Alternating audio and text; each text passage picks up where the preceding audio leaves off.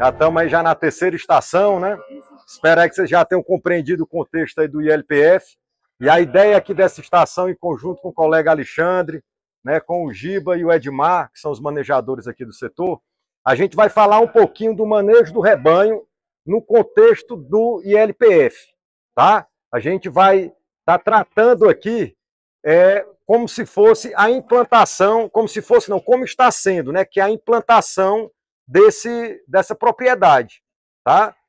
Aqui é um setor de 125 hectares, tá? Como a gente vai ver mais à frente, e esse é o primeiro ano. É como se fosse aquela fazenda de herança que você recebe, né? Aí você está começando a consertar, ajustar, a gente passa os mesmos desafios, certo? Né? Tem coisa que você tem que remendar, tem coisa que você faz novo, né? E vai. E aí, Fernando, vamos esperar montar para o rebanho começar a produzir? Tá tudo pronto? Não. Bora botar os animais para produzir nisso e vamos pagando o preço disso e aprendendo também, né, com esse contexto, tá? Então essa é a realidade do que a gente vai estar apresentando aqui, né, para vocês hoje, tá? Eu e o colega Alexandre. O nome do setor, né, o setor de seleção e produção de ovinos de corte, né? CEPOC, tá? Então, como eu comentei, a área total ela é de 125 hectares.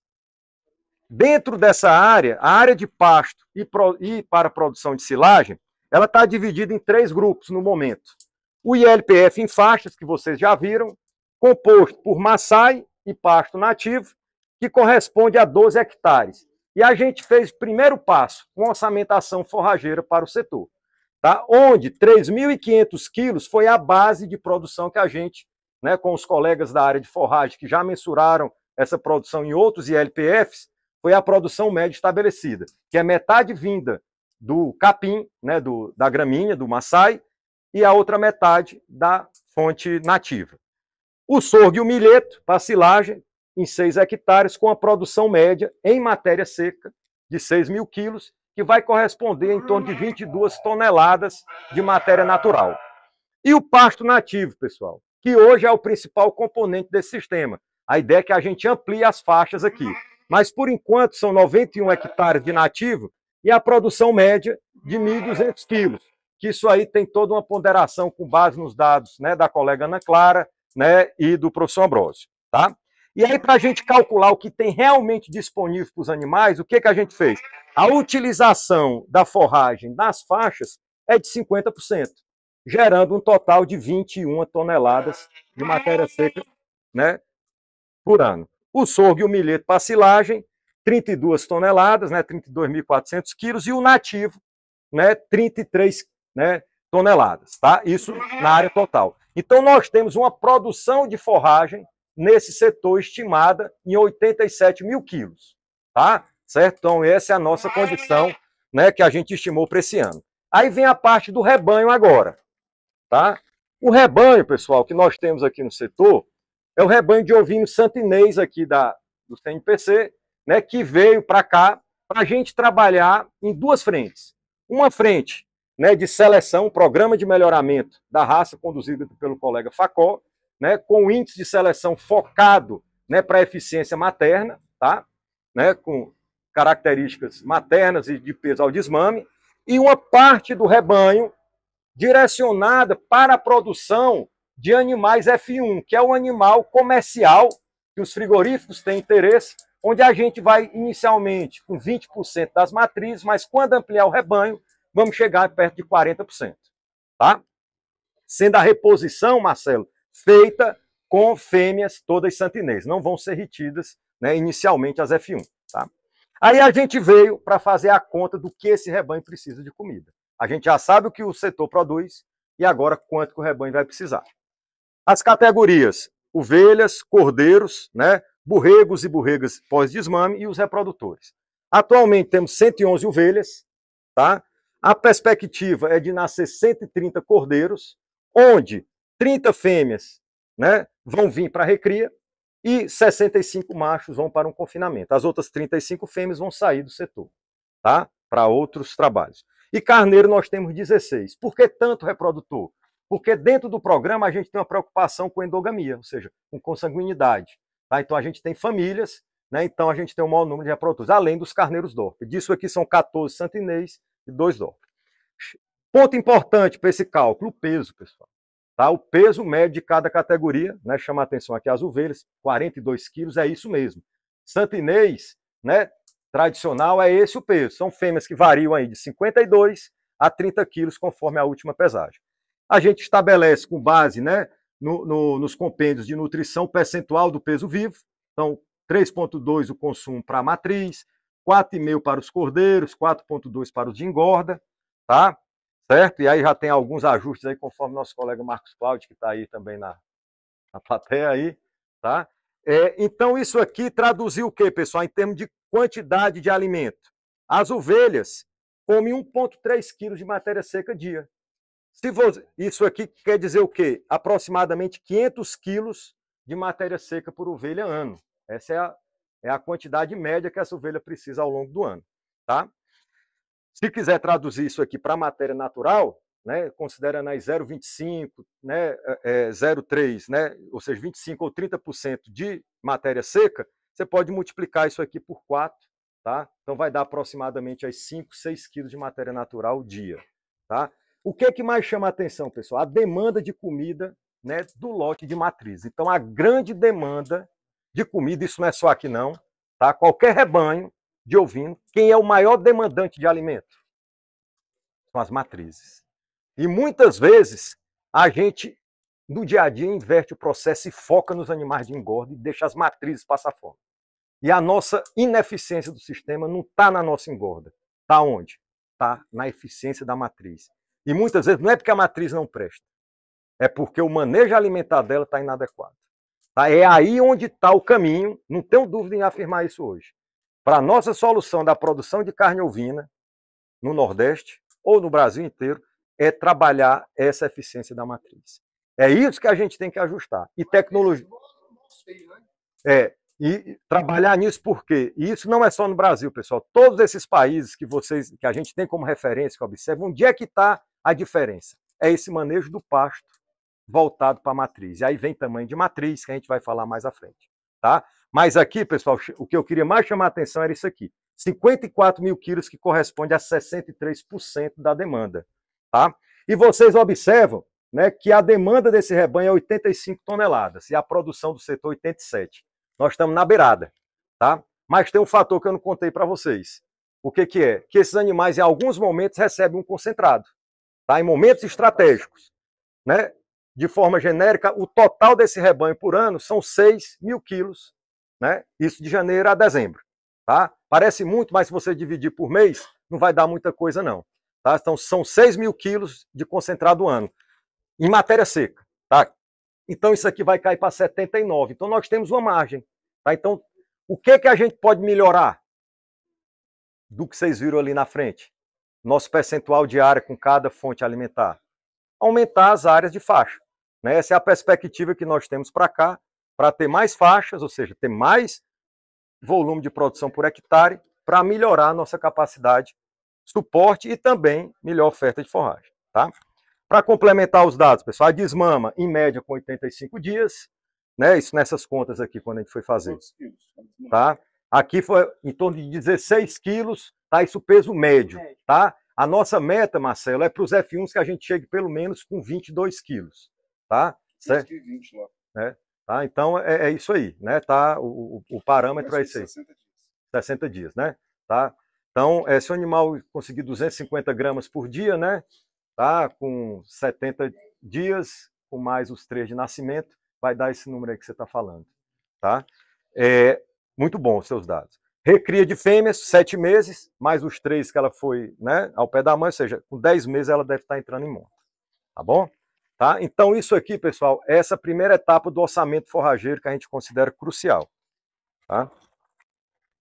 Aí vem, né, a questão da programação do rebanho para o uso dessas áreas. Ali foi um contexto anual. Tá? Aí talvez aqui seja o momento que a gente quer mais discutir com vocês, que aqui não está nada engessado. Aqui não é um dia de campo que a gente está dizendo que o que está aqui está plenamente... Tá certo, não. Né? Como eu falei, isso aqui é um sistema que está em implantação e a gente está aprendendo também, tá? E quer escutar um pouco de vocês, certo? Como é que ficou em 2024? Naquela ideia de começar a rodar mesmo com a construção do sistema.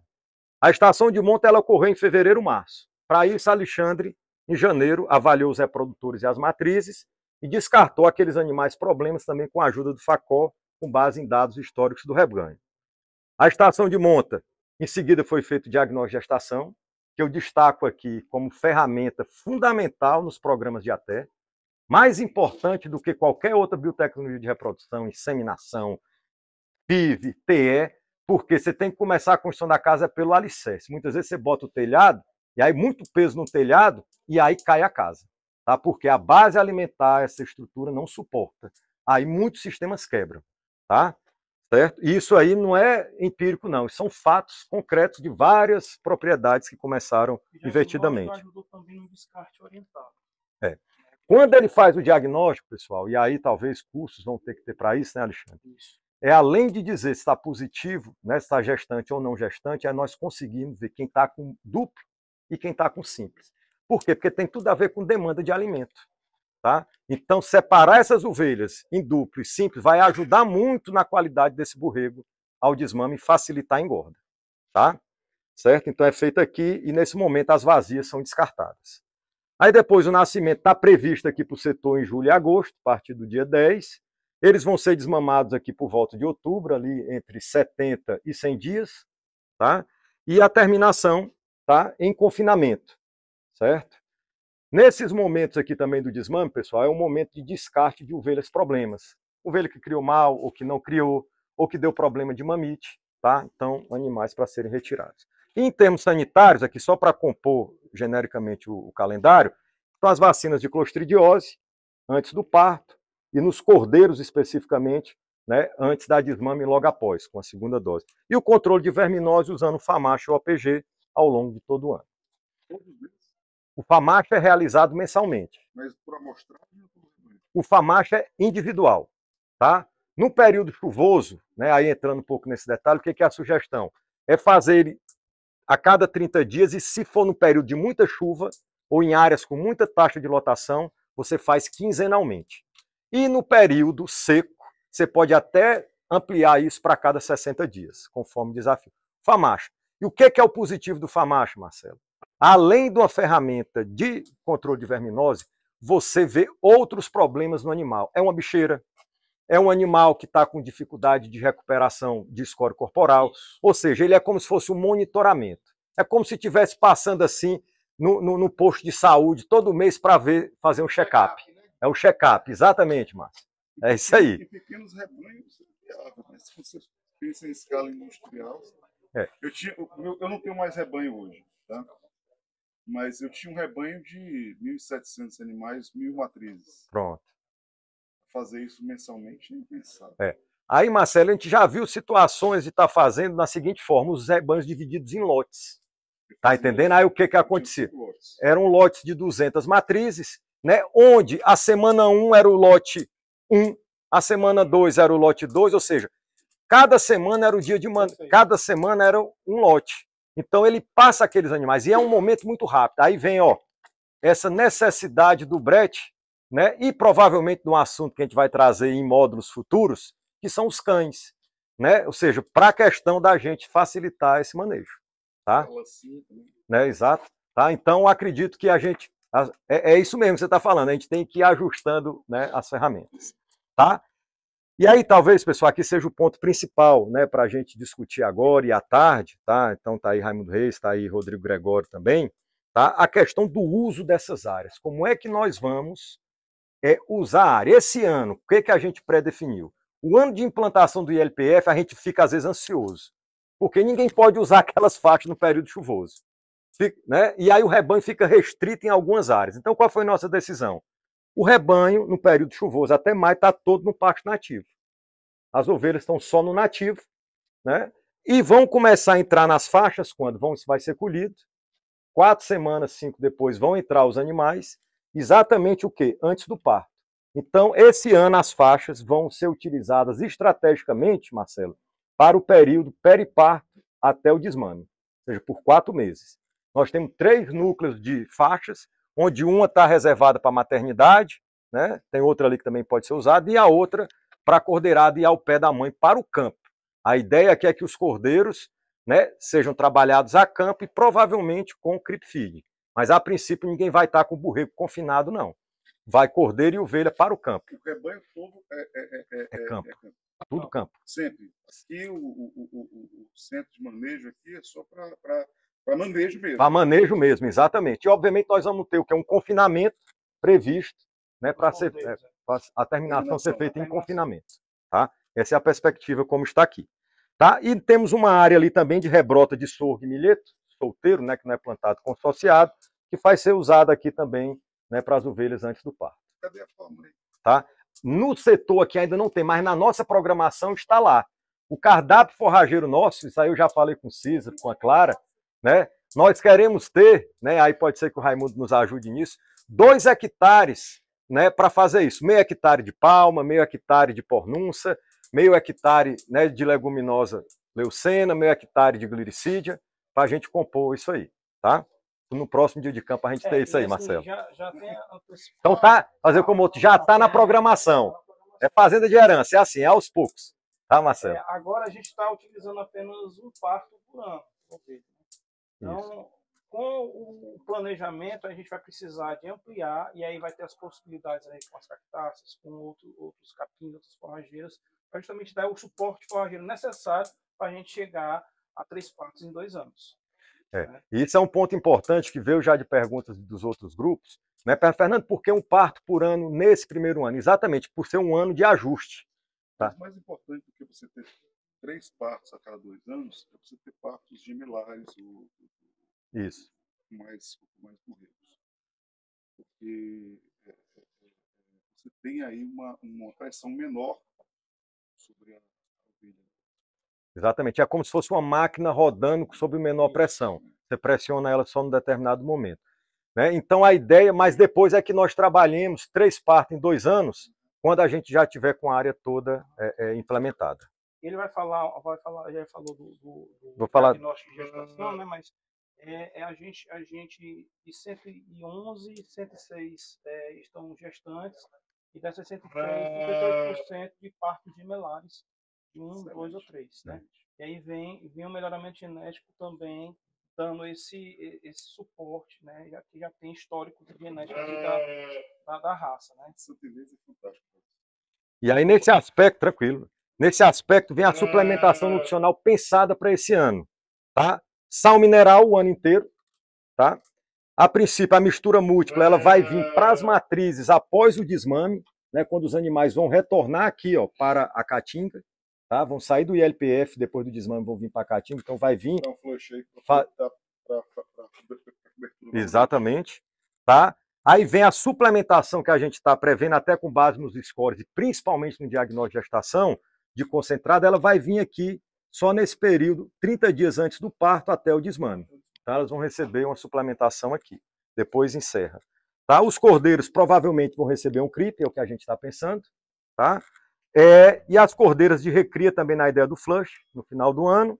Os carneiros, no período de monta eles receberam, né? Obviamente diante do desafio a gente trabalhou com um carneiro para 30 ovelhas, tá? Aqui no curral. Poderia ser mais, né? Mas a gente achou prudente pela condição corporal que ele se encontrava. Então isso aqui é a previsão que a gente tem. Falando de carneiro, né? A gente pode até retomar. A nossa estratégia foi estação de monta noturna. Porque diminuiu e deu uma qualidade tanto para o sacunismo quanto para o Doppler, né, ter essa condição. Então foi tudo monta noturna, utilizando, né, uma tinta xadrez, né, com graxa, todo dia marcando os animais. Alguns manejadores ficaram marcados aí também, reclamaram das roupas, né, mas faz parte. Tá? Então, Marcelo, diante disso, né, a gente comentou todos esses pontos, a gente tem que monitorar o rebanho diante desses pontos, tá, que foram aqui colocados. Então, de forma geral, a gente escolheu 3 para comentar aqui com vocês. Um primeiro são as pesagens ao longo do ano para acompanhar esse desempenho, tá? Aqui tanto das matrizes quanto dos cordeiros e mensurar o ganho de peso. Mas talvez o ponto mais importante, especialmente pelo momento que o rebanho se encontra, é o score corporal, né, das ovelhas, para a gente tomar as decisões, né, de ajustes nutricionais frente ao que a gente está aqui no setor, tá? Alexandre?